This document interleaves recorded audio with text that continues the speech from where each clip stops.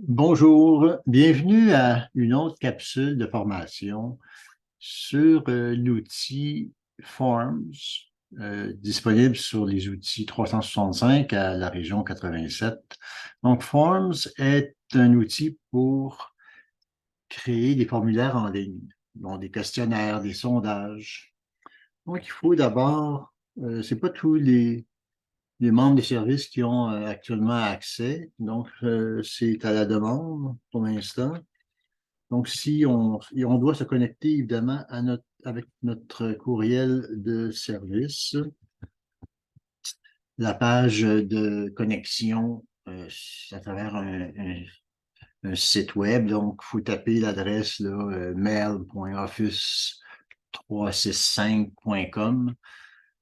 Ça va vous donner un login pour les services. Donc, ici, j'entre dans la boîte de courriel de mon courriel de service et le menu lanceur d'applications, les 9 petits points.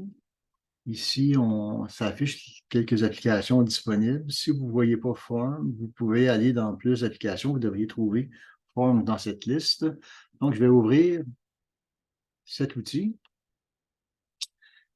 Je vais vous montrer rapidement l'interface. On a des modèles ici que je vais cacher pour l'instant. Bon, évidemment, on a notre liste des plus récents formulaires sur lesquels moi j'ai fait des tests, j'ai travaillé. Les boutons ici, mes formulaires me donnent accès à tous mes formulaires. Donc, on peut l'ouvrir, le copier, le supprimer. Bon, je vais, puis évidemment, on peut en commencer un nouveau. L'importation rapide, j'ai regardé, c'est que ça importe un document Word ou Excel avec des questions. Évidemment, il va faire la lecture, puis il va essayer d'être assez intelligent pour produire un formulaire en ligne. C'est pas parfait, il y a des règles à suivre. Donc, allons directement à créer un nouveau formulaire. Il y a questionnaire et formulaire. Je suggère d'utiliser nouveau formulaire parce que le nouveau questionnaire est pas complet par rapport au formulaire. J'ai pas fait l'analyse exhaustive là, des différences, mais formulaire fait bien le travail. Donc, d'abord, on doit entrer un titre qui va être affiché un peu partout là, quand on va envoyer les formulaires. Donc, ici, on peut donner une description qui est relativement limitée. Donc, je ne sais pas combien de caractères ou de mots, mais un paragraphe de 4-5 lignes facilement peut entrer, selon le style qu'on va choisir d'affichage. Je vais vous le montrer un peu plus tard. Donc, voici, j'ai créé le titre. Puis, ici, ils font des recommandations. Ben, on pourrait ajouter toutes ces questions-là, mais je vais y aller manuellement. Donc, on a le choix, par exemple, de 4. Allons-y par la date. On va commencer par la date d'événement. Date de l'événement. C'est obligatoire parce qu'on veut savoir, là, je fais par exemple un sondage sur l'appréciation d'une réunion, par exemple. Donc ici, je demande la date de l'événement. On peut ajouter une autre question qui serait un bout de texte, donc une question quelconque. Question quelconque. Puis, on peut avoir une réponse courte, une seule ligne, ou un paragraphe où les gens peuvent en dire un peu plus long.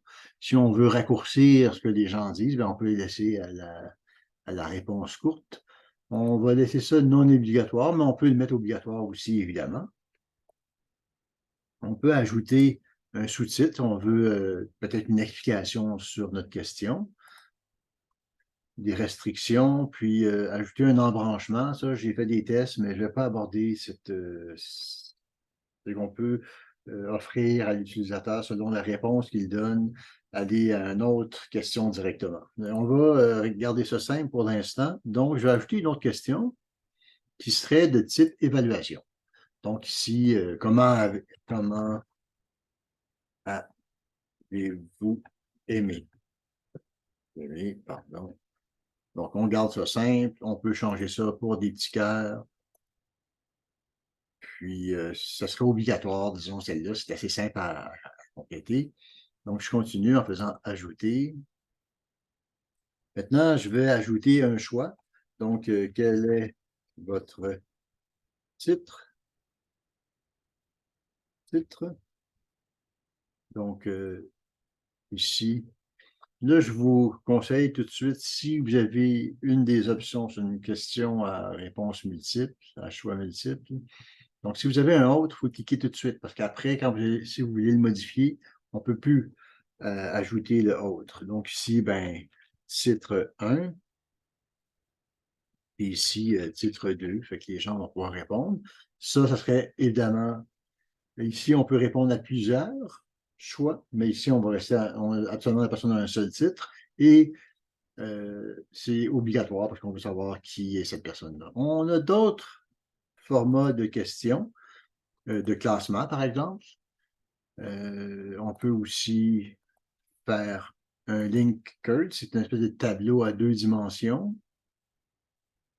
Donc, si on a une série de questions de satisfaction d'un point de vue aspect visuel, est-ce que notre satisfaction, donc avec différentes réponses ici, à vous de voir. Si j'ajoute l'autre, qui est un autre Net Promoter Score, qui est une échelle de satisfaction.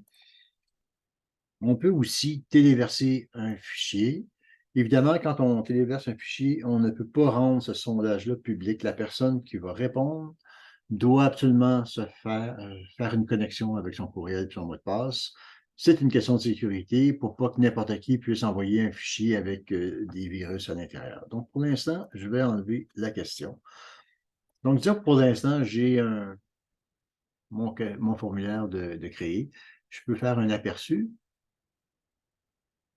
Donc, on voit ici de quoi aura l'air le formulaire. On remarque ici qu'il est enregistré automatiquement au fur et à mesure. Donc, ici, c'est marqué enregistré. On pourrait, ici, il demande si on veut activer que la personne puisse modifier ses réponses. Moi, je suggère que non.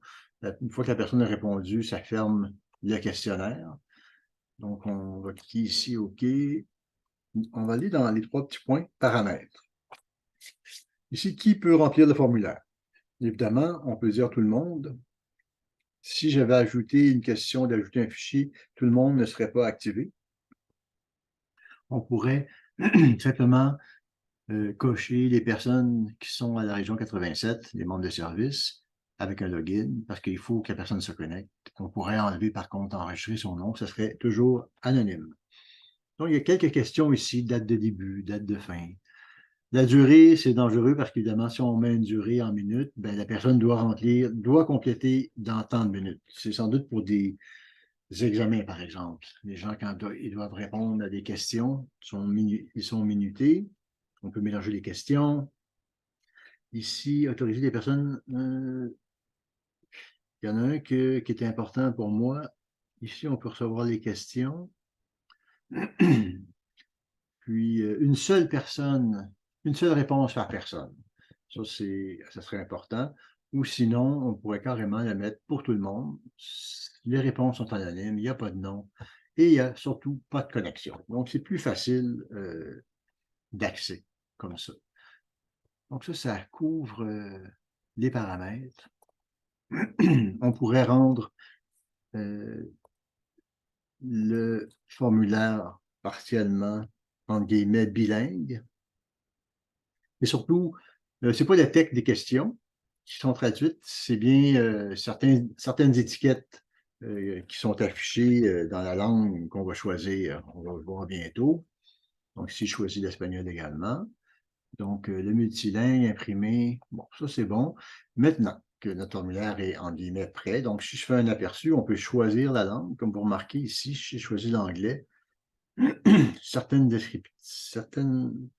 champs sont traduits. Évidemment, nos questions-réponses ne sont pas traduites. Si je sors de... Là, je pourrais changer de style, donc mettre un peu de couleur. Si je clique sur ce style-là, vous voyez ici que la colonne est réduite, donc la description va être d'autant plus réduite. Donc, il y a moins de texte accepté quand on prend ce mode-là. Donc, si je prends celui-ci, puis je change la couleur comme ça, on va garder ça simple. On peut même mettre une petite musique de fond, mais on va rester silencieux. Maintenant que, pardon, que tout ça est dit, mon formulaire, je le considère comme fini. Je peux évidemment le corriger en retournant ici, correction. Donc maintenant, le formulaire se réenregistre, il est enregistré. Pour envoyer le formulaire, c'est dans le bouton Collecte des réponses. Il y a plusieurs façons d'envoyer. On peut simplement, par exemple, ici, on peut changer les façons de partager le formulaire.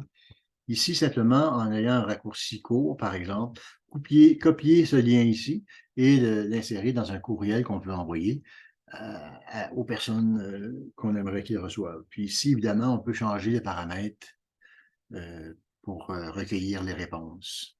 Alors, on va rester ici à tout le monde peut répondre. On peut également carrément envoyer ça à partir du courriel de la personne qui est connectée actuellement, qui a créé le formulaire, parce que ce formulaire-là appartient à la personne qui est connectée actuellement. Il ne peut pas être envoyé par une autre personne, à moins de faire une collaboration, mais ça, on ne va pas aborder ça ici. Donc, ici, je veux l'envoyer à moi-même. Pardon. Et évidemment, je peux faire une petite modification dans le texte de présentation qui sera dans le courriel. Vous pouvez prendre 2 minutes, c'est un peu court. Vous pouvez prendre 5 minutes pour remplir ce formulaire. On peut rajouter du blabla. Bon, je suggère de ne pas mettre de date limite, ou on peut mettre une date limite. Et voilà, votre secrétaire. Donc, et vous faites simplement envoyer. On vient d'entendre une petite sonnerie, comme quoi j'ai reçu l'invitation à compléter le formulaire. Si je clique ici, vous devriez encore voir, vous voyez carrément le formulaire que je peux répondre et envoyer, évidemment. Alors, c'est à peu près ça pour la démo. Maintenant, si je reviens, vous voyez mon formulaire qu'on vient de créer. Il y a eu une réponse qui a été donnée et éventuellement, les réponses vont se cumuler ici et on peut ouvrir les résultats dans un fichier Excel. Et évidemment, ce formulaire-là va contenir toutes les réponses éventuellement. Donc ça, c'est assez pratique. Si vous avez, par exemple, un sondage qui revient mensuellement, eh bien, en réutilisant toujours le même formulaire, les réponses vont se cumuler automatiquement et sont exportables vers Excel. Évidemment, il y a une façon, une fois qu'on a fait je suggère toujours, lorsqu'on a créé notre premier formulaire et on pense qu'il est correct, d'en faire une copie. Une fois qu'il est copié, on peut y remodifier le titre, puis nommer l'autre, ça c'est le vrai, là, disons, c'est celui envoyé. Là. Donc là, il est en train de s'enregistrer. Si je reviens, maintenant qu'il est enregistré, je reviens ici, puis c'est lui que je pourrais envoyer à tout le monde. L'idée, c'est toujours de garder une copie parce que c'est quand même assez long de monter son formulaire. Donc, je pense bien avoir fait le tour de cet outil. Je vous souhaite de bien vous amuser. Bonne journée.